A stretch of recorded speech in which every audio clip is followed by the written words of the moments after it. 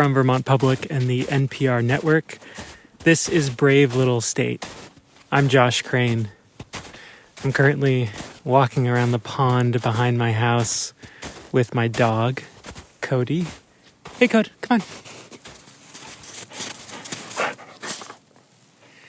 We come here pretty much every day. Today it's like 40 degrees, and so all the snow is melting into this just like heavy, sticky mess. It's sort of a chore to walk around because the snow is still kind of deep.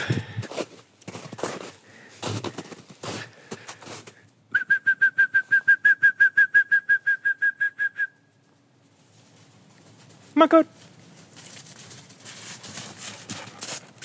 Today we've got an episode for you from reporter Howard Weiss-Tisman.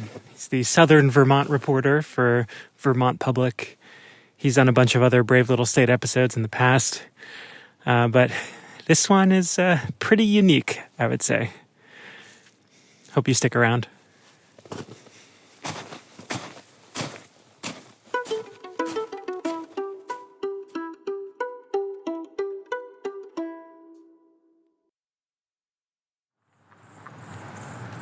If you hang around downtown Bennington for a little while and ask people what they know about the Bennington Triangle, you'll get a pretty wide range of answers. Have you heard of the Bennington Triangle? No. Never heard of it. Don't know about it, and don't care. More pressing things in town. How long have you lived in Bennington? I've been born and raised here. Have you heard of the Bennington Triangle? Harrington Triangle, yeah, up in Glastonbury. Tell me what you know. Not a whole lot. I hear spooky stories of the Triangle. I have not been up there myself, but I've just heard spooky stories, that's all. And born and bred in Bennington? Born and bred Bennington. And that's all you know about it? That's all I know about it. I know everything about it. You do? Literally. Tell me a little bit. Don't go up wearing red.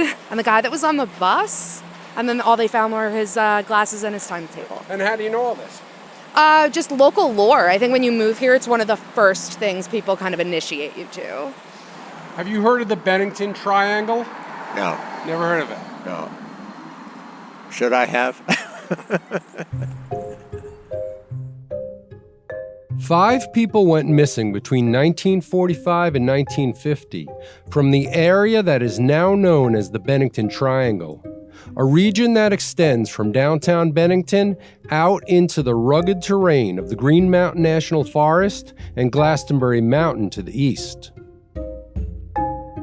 There's no plaque in downtown Bennington commemorating the disappearances. Visitors don't ask about it much at the state rest area. And Mike Madison, who's co-owner of a brew pub right along the main drag in Bennington, says he doesn't get too many questions about it at the bar. Yeah, I mean, you don't hear too much about it. You know, every once in a while you'll see it come up, you know, like I'll see it on Facebook or write up or something on it. But it's not like a daily conversation. It's just not really a big deal to most of the folks I've met who call Southwest Vermont home. But if you go on YouTube and put Bennington Triangle into the search bar, you'll find people across the country and around the world are talking about it. The mysterious disappearances of Bennington Triangle. In the heart of Vermont, USA. রহস্যজনক এক স্থানের নাম দেন Bennington Triangle. Y por eso la zona recibió un apodo particular, el Triángulo de Bennington. En honor al famoso On the outskirts of the Bennington Triangle lies the town of Glastonbury. Glastonbury was There are a lot of UFO sightings and Bigfoot phenomena in the area, and the color red seems to be a theme in not all, but many of these cases. So how did the story about what is most likely 5 random and tragic disappearances become conspiracy theory fodder for podcasters, YouTube creators, and TV stations around the world? Settle in and pay attention. The answers might be a little scary.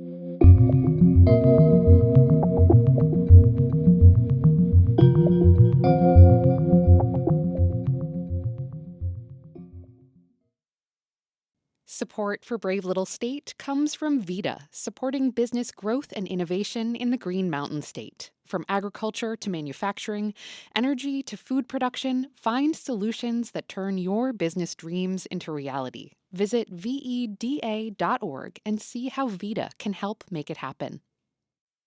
And Sunset Lake CBD, a farmer-owned company crafting CBD gummies, tinctures, topicals, and more with Vermont sun-grown hemp. Products for people and pets are available for home delivery. SunsetLakeCBD.com.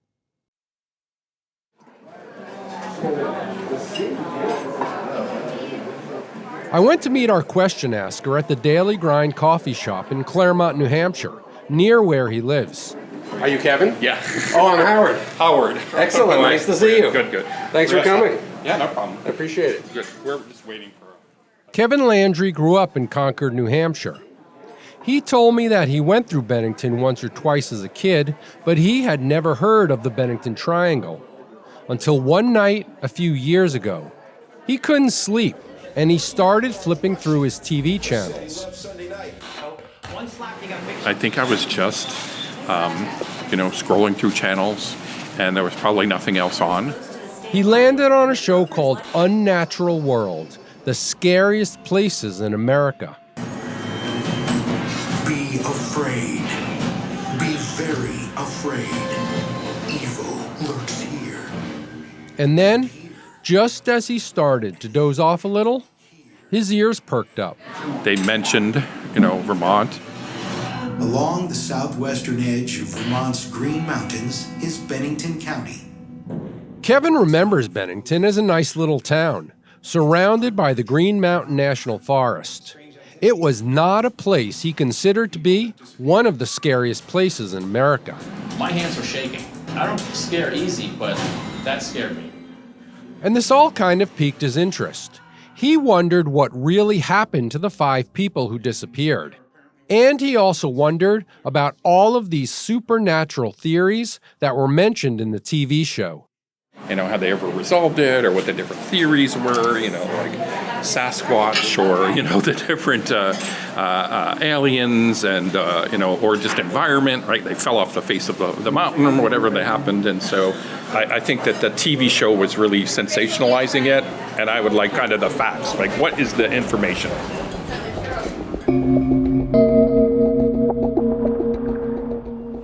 My name is Kevin Landry, and my question is, what is the Bennington Triangle?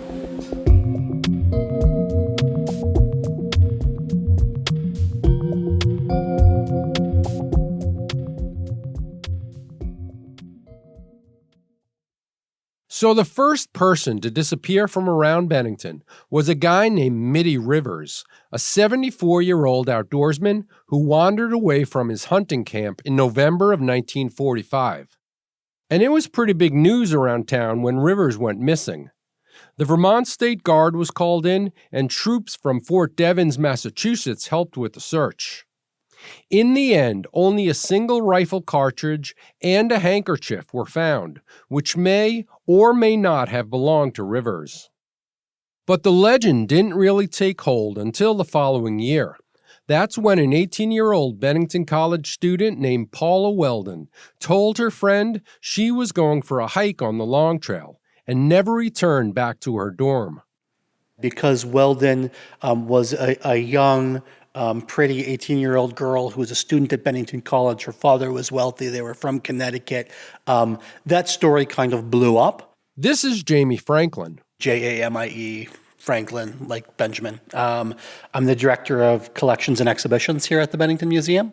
We meet in the museum's regional history room, a soaring 19th century building with high ceilings and sober paintings of Bennington's founding mothers and fathers, looking down on the display cases, book stacks, and long wooden tables in the research room. I ask Jamie to show me around, and he takes me to the museum's file cabinets. This one, Robert Frost, of course, lived and worked here in Shasberry, Vermont, in Bennington County from 1920 to 1938. So we have a folder on Robert Frost, William Lloyd Garrison. And there in the museum's file cabinet, wedged between Daniel Webster and former New Hampshire Governor Benning Wentworth, who the town of Bennington is named after, there's a file on Paula Weldon.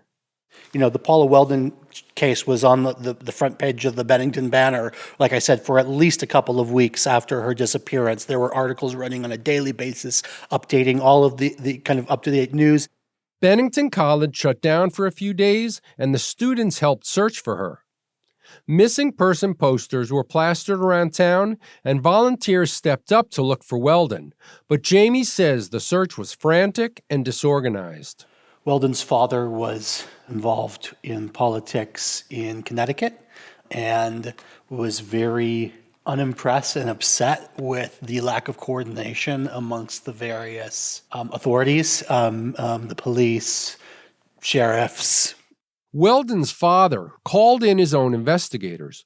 A year later, the Vermont legislature created the Vermont State Police, largely due to the painful shortcomings that were laid bare during the Weldon investigation. And to this day, her disappearance remains an unsolved missing person case by the Vermont State Police.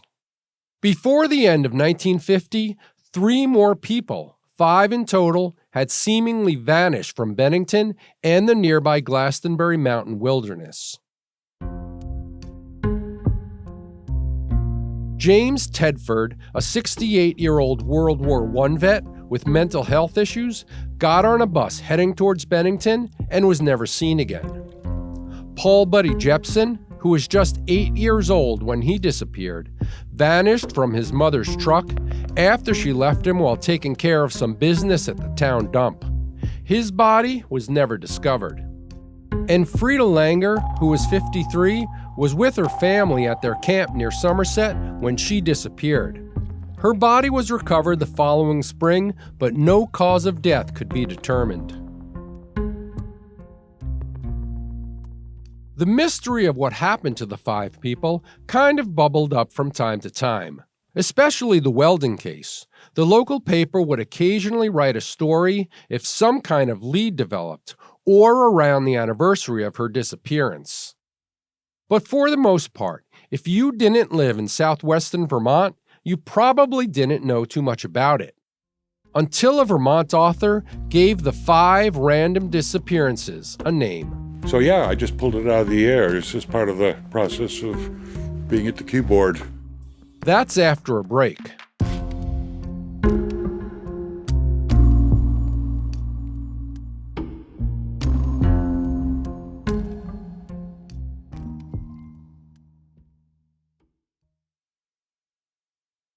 So 5 people went missing in the Bennington area between 1945 and 1950, and the disappearances were followed in the local press. But it wasn't until 1992 that a Vermont author named Joe Citro laid the foundation for what would eventually become an internationally discussed phenomenon. I wanted this commentary series to be about Vermont's historic and folkloric past. Joe had a recurring gig on Vermont Public Radio, of all places. And a few times a month, he would delve into what he likes to call Vermont folklore. So I was looking for stories that would kind of fit in that category. And it was history-folklore or whatever. I don't even know what it is. I don't have a name for what I do. He tells stories about ghosts and monsters, mysteries and legends, about abandoned villages and haunted covered bridges, the imposing mountains, dark forests, and howling winds that blow through Vermont, the place he was born and raised. And in one of these radio commentaries, Joe told a story about the 5 disappearances, and he let loose the name the Bennington Triangle. I was trying to use a seemingly familiar phrase, and that would have been the Bermuda Triangle. Everybody knew about that. And so, hey, Bennington Triangle. So yeah, I just pulled it out of the air. It's just part of the process of being at the keyboard. And once the disappearances got a name, Joe says, the legend grew. Each of these disappearances got a lot of publicity in its day. And that was kind of dormant for a while, and I kind of reawakened that. Since then, it's kind of exploded.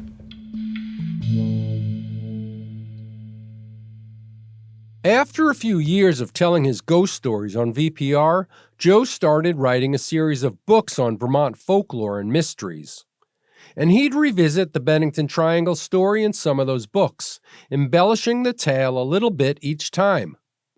He introduced the idea of an alien abduction. He retold a story he thinks he heard somewhere about a man eating rock on Glastonbury Mountain. And he made his own connection to a local story about the Bennington Monster, a Sasquatch-like creature that Joe read about in an old book about Vermont folklore. With each retelling, Joe's story of the Bennington Triangle grew more outrageous.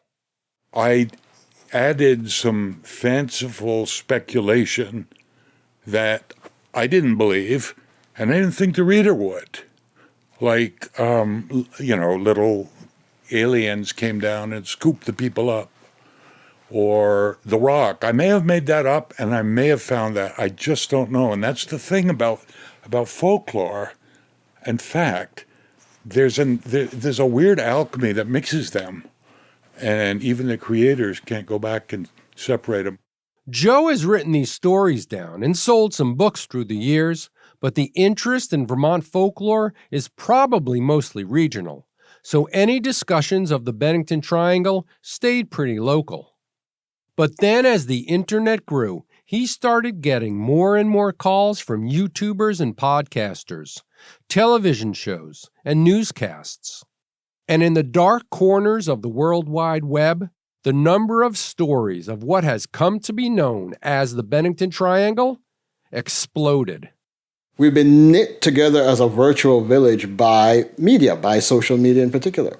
So what used to be locally contained is now global. Maurice Hall is provost at Bennington College, and he's done lots of research and writing on social media and communications. He says that while legends like the Bennington Triangle are inherently regional, the internet has introduced them to a whole new audience around the world. Because of the algorithms of these platforms, you can get lost in a rabbit hole. You see more and more and more and more and more, and you keep going deeper and deeper and deeper. And at some point, before you realize it, you're all the way in. I think human nature tends to want to have answers and tends to want to have bad guys responsible for bad things that happen. And bad things happen more than I think the general public realizes. J.P. Schmidt is a captain with the Vermont State Police, and J.P. is the guy who organizes the search when a Vermonter is reported missing. And he's also the one likely to investigate the body in the unfortunate situation when a missing person turns up deceased.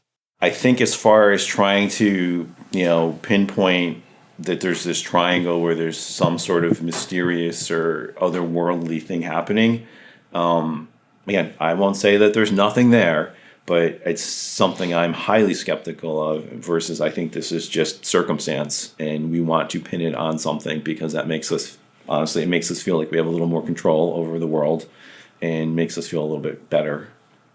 So until he's convinced otherwise, JP says he'll assume that each of the victims of the Bennington Triangle met their own tragic end. Sometimes people do just disappear, and it's Vermont. It's a mountainous region. When a person dies in the woods, it's not a super long period of time before that body is no longer recoverable, or it's scattered by animals. It's buried under leaves and decomposes, and nobody sees it. The Vermont State Police missing persons list currently has 38 people on it. But of the 5 missing people included in the Bennington Triangle story, only Paula Weldon's name is on the list, as the person who led to the creation of the state police. But there are many more Vermonters who vanished whose names have been lost to history. It's not likely that we'll ever really learn what happened to Weldon or to the other 4 people who disappeared more than 7 decades ago. And so without any clear answers, the story of the Bennington Triangle will be told and retold on podcasts, videos, and on TV shows. But for his part, Joe Citro says he's grown kind of weary of the Bennington Triangle phenomenon. He doesn't watch the YouTube videos, and he says he turns down most of the requests for interviews. When I visited him, he was juggling interview requests from Toronto, Canada, and the UK. And he doesn't expect these requests to stop anytime soon. I can't explain it. There's something in us that longs for the unexplained, that longs for the mystery. I try to be really clear that there is a line somewhere between reality and fabrication. My responsibility is to let people know there's a line, but what people do with that, it's not up to me. The line is serpentine, it moves all over the place. I know you can't, it's hard to keep track of it, but it's there.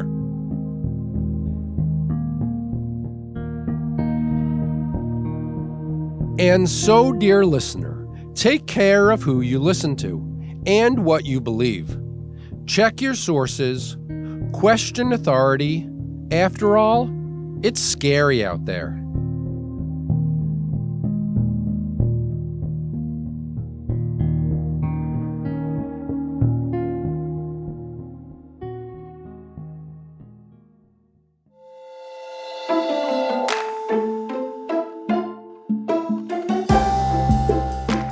Thanks for listening, and thanks to Kevin Landry for the great question.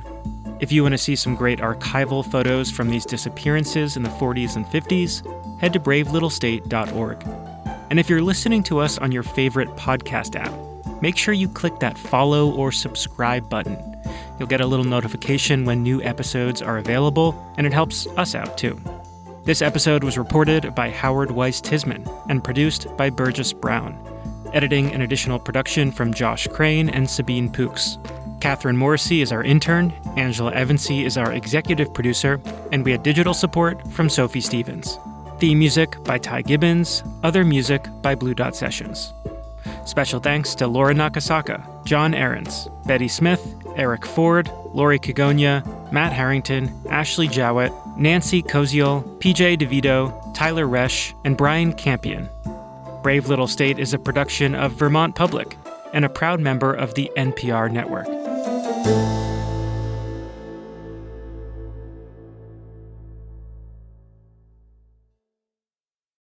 Each morning, it's a new opportunity, a chance to start fresh. Up First from NPR makes each morning an opportunity to learn and to understand. Choose to join the world every morning with Up First, a podcast that hands you everything going on across the globe and down the street, all in 15 minutes or less. Start your day informed and anew with Up First by subscribing wherever you get your podcasts.